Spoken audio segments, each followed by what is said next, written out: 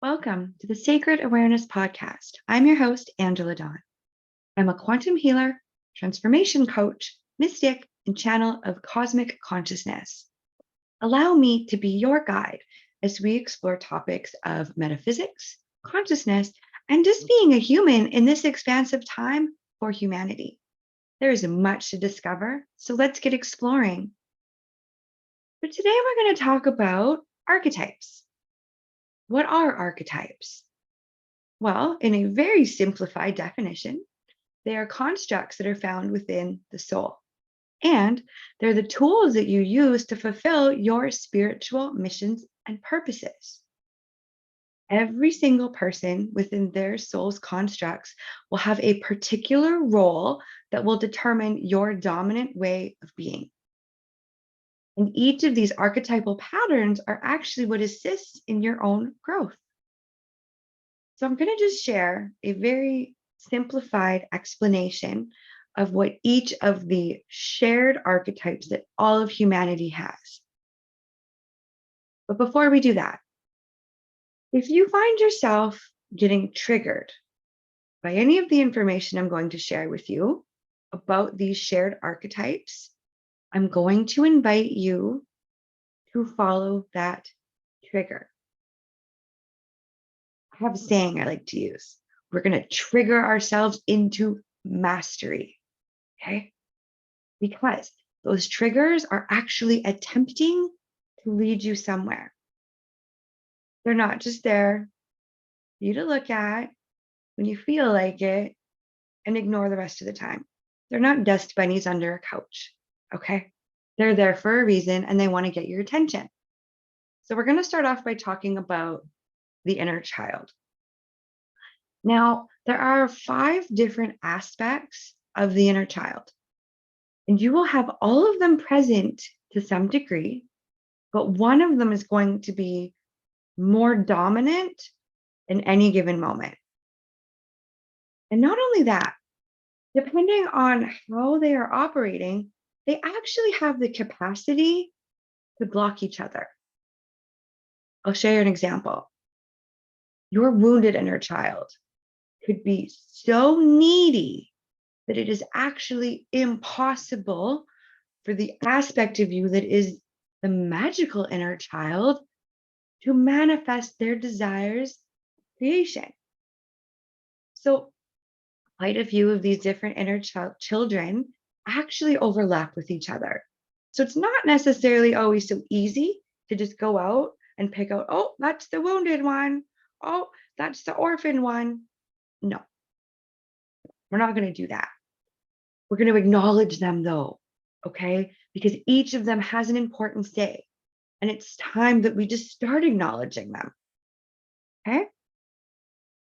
So before we go further, if you are interested or you're feeling called in this moment to do some inner child work, I have a workshop for that.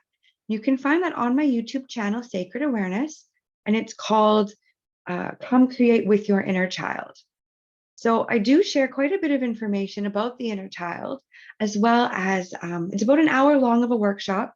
So the first half is sharing some information, and the second half is actually a guided journey that I take you on that is not only a healing and a connection journey with the inner child, but it's also going to remind you of some of your inner child's forgotten dreams. So quite interesting, quite interesting. Okay, so back to the inner children. They are in no particular order, except for the order that I have them listed in, okay? The wounded inner child. So that is the part of you that holds all of the memories of abuse, neglect, or any other trauma that you endured during childhood. So within each of these archetypes, okay, there's going to be the light side or the shadow side that they may be operating in. It could be a combination of both. So just be mindful of that. But when your wounded inner child is operating on their lighter side, what that does is it awakens compassion and a desire to actually serve other wounded children. And it opens up the learning path of forgiveness. But on the shadow side, it blames all dysfunctional relationships on childhood wounds. And it resists moving forward on through forgiveness. Okay? Next, we have the orphan inner child. So that is the part of you that feels from birth as if they aren't part of the family. And this includes the family psyche, or at the very least, the tribal mentality of the family itself. On the light side, we have independence based on learning to go it alone and conquering the fear of survival. Shadow side, feelings of abandonment that actually stifle maturation. And it seeks out inappropriate surrogate families, however that means to you. Next, we have the nature inner child. So this is the part that deeply inspires a deep, intimate bonding with the forces of nature itself and has a particular affinity for friendships with animals. So the light side would be friendships with animals and communication with nature spirits. Yes, this part of you, whether you know it or not, is communicating with everything around you. Okay. But shadow side has a tendency to abuse animals, people, and the environment. So maybe it's your wound or your nature inner child that is telling you to just throw your garbage on the road instead of in a trash can when you're out for a walk, maybe. Okay. The divine inner child is next. So that is the part of us that is actually associated with divinity itself. Light side, operating in innocence, purity, and redemption. Shadow side is the inability to defend oneself against negative forces, to whatever you deem those negative forces to be. Okay, next, we have the magical or the innocent inner child. So that is the part of us that is both enchanted and enchanting to others. So the light side, seeing the potential for sacred beauty in all things. And it actually holds the belief that everything is possible. Shadow side, pessimism, depression, and a disbelief in the miracle itself. And the belief that it carries is a belief that energy and actions are not required for growth. Okay. Next, and this is our last inner child, is the eternal inner child. So that is the part of us that enjoys life. However, it is the part of us that has the potential to just be feeling ungrounded between the stages of life, unless, and if you have not done that, you can do this now. It is given a framework and a foundation to actually be a functioning adult. Okay? So the light side is a determination a determination to remain young in body, mind, and spirit, with the ability to see things with fresh eyes. But on the shadow side is and words are hard today, an inability to grow up and be responsible. And it has an extreme dependency on others for physical security. Okay? So those are the children. Now, these children, some of them, have a best friend, the victim. Okay? So that is something to just be mindful of. What is the inner victim? I'm not calling anybody a victim. You're not. You're not. But the inner victim. So that is the part of us that actually signals when we are in danger of being victimized and allowing ourselves to be victimized. Okay. So on the light side, it prevents you from letting yourself be victimized or victimizing others. Okay. But when she's operating or he's operating in their shadow side, well, that would involve playing the victim for positive feedback in the form of pity. And there's going to be an inability to maintain personal boundaries. Okay. So, next one is your saboteur. Sorry, I had to grab a drink. So, what's your saboteur? Well, that is the part of us that is made up of our fears and actually causes us to make choices in life that block our own empowerment and success. Maybe it's doing this to see if you really want it. Maybe. Anyway, light side. Maybe that was my saboteur's answer for that, is what I feel that was. But anyway, light side highlights your fears of self empowerment and the changes that it would actually bring to your life. So just showing you them. Okay. But the shadow side, well, it actually starts to induce self destructive behaviors or has a desire to undermine others. Okay.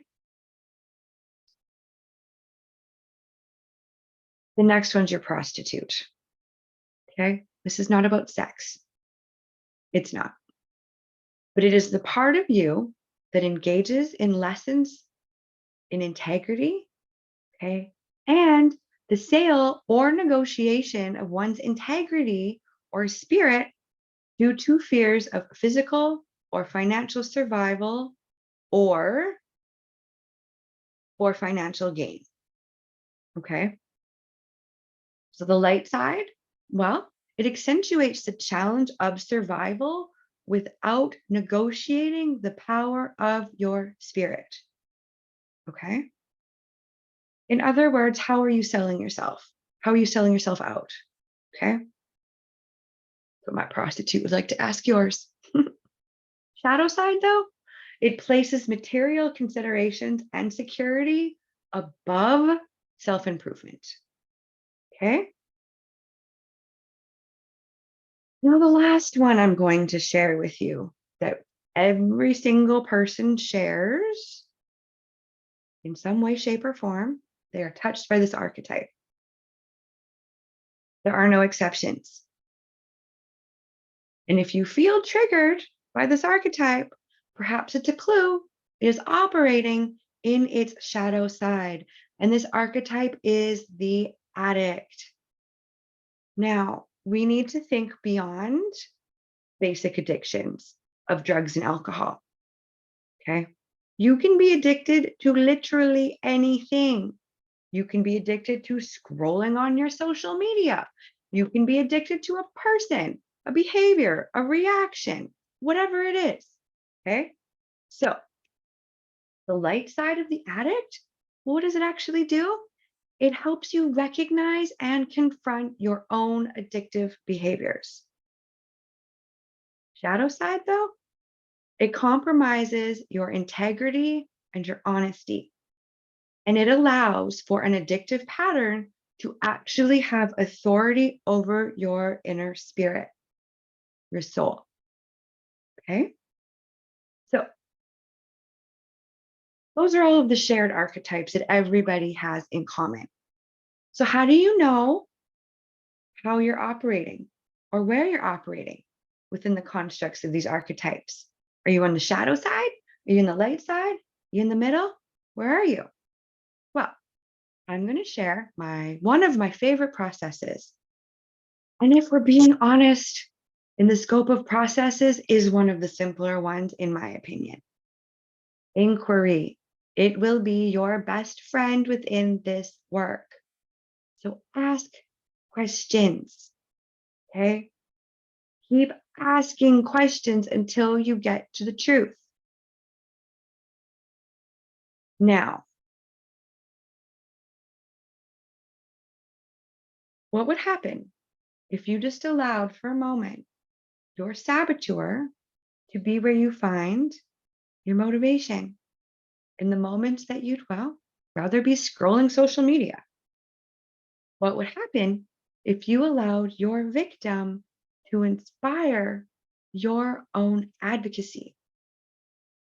What would happen if you allowed your prostitute to keep you in your own integrity? What would happen? This is how we start to get these things to actually work together, okay, with us, for us, not against us trying to just get our attention, okay? So, in what ways you actually allow these aspects to work together or against each other is completely up to you. Just know that the things that are attempting to get your attention will only get louder. So, if there's something that is needing your acknowledgement today, ask what it is. That's it. We're just going to ask. Now, a question of something about asking questions I just want to bring up. Don't ask why. We're not three, okay? We want to actually get to the root of the problem. Why doesn't always get us there, okay? And if it does get us there, it does not always give you the relief that you think it's going to give you. Just trust me on that. I can share more about that in just a future video. But just instead of why, how, what, when, where, who, not why. Okay? So we aren't looking for the archetype that we carry that makes us more special than anyone else. I'm not trying to hurt your feelings by that. Okay? We are looking for the one, though, that makes us unique. It is the part of us that is so extraordinary, it's actually quite extraordinary. Okay? So I would like for you to allow your archetypes to present themselves to you.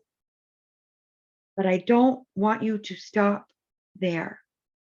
You need to keep exploring it. Okay? So I'm just going to share just a little bit of a personal example with the intention that this helps you gain clarity.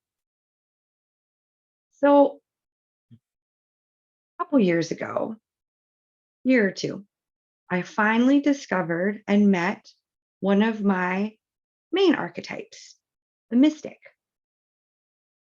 You know, I always knew she was there, but I was expecting someone else to tell me who I was. Nasty habit. So if you are in the middle of that habit, I'm going to ask you to release it. Okay? Nobody but your own soul gets to tell you who you are. Okay? They don't. They don't know. That's why. Only your soul knows. So nobody can tell you your archetypes, is basically what I'm trying to say. Those are for you to discover. Somebody might be able to like intuit or guess what your archetype is, but it is your task to actually discover and explore them. So, okay. When I discovered my mystic, so excited. Okay. But there was another one of my archetypes who's actually connected to the mystic. It's a sub archetype of the mystic, which is the prophet. And I'm still just getting used to saying that word. And that's okay. It also turns out Within those two, there's another part, which is a teacher archetype. Teacher archetype does not have to be included within the mystic, but mine is. So, beginning, where am I trying to go with this? By beginning to acknowledge all of those archetypes is actually what is helping me step more into my mission and the role that I chose to take on when I came into this life. So all of those archetypes, okay, that I was the mystic, prophet, the teacher, okay, so those ones are actually what I need to fulfill my role, purpose, mission, whatever your language is, which is that of the wisdom keeper and bridge of consciousness. So I would not be able to hold those two things and share them if I didn't have all of those archetypes behind me. I hope this makes sense. Okay. I'm not just trying to make this about me, which is why I just kind of felt weird saying all that. But I was sharing it for hopes of clarity. Anyway, if you aren't sure, back to you. If you aren't sure what your archetype is, try different ones on for size and just see how they feel. We cannot be so afraid of doing things wrong that we actually stop ourselves from doing them in the first place. Okay. So if you feel that your archetype is one thing, try it on. Okay. And if you find that it's not actually it, that you haven't really hit that right archetype, so what? What meaning are you going to assign to it? Is what I'm going to ask you. So, can you begin to see how each part is needed? Can you see how each part has a vital role and they need each other? Can you see that? Are you beginning to see that? So, how do you actually find it? Well, you could try them on for size, right? You can ask your soul to begin to reveal them to you. Or here's another task you could do: make a case study of yourself, monitoring your actions, your reactions, your thoughts, and your feelings, and determine for yourself where you are within each of these shared archetypes. And if you need to shift it out of the shadow and into the light side, what sacred action do you need to do? What are those parts that have your attention needing from you right now? Okay. And within the exploration of these shared ones, you're going to begin to find what your main archetype is. Okay. And if it's not stepping forward, you're just going to try different things, because you actually cannot mess this up for yourself. You can't. I guess shy of not doing it, but then that's not even messing it up. That's just choosing to stay in ignorance. So you get to choose what you're going to do. So, how can you allow those parts to work together for your own greater good that can lead you to your most mastered, powerful potential for what you came here to create and who you came here to be? So, I'm going to leave it at that. If you found this to be helpful, give it a like, share it with somebody else who might enjoy it. Also, maybe you're going to consider subscribing to this channel so that you don't miss out on future videos. And if you're interested in working together, just check out my shop at payhip.com/sacred awareness for my different offerings of session types and courses that I have going on right now. So, thank you for choosing to spend this time with me. I am deeply humbled. And until next time, happy exploring.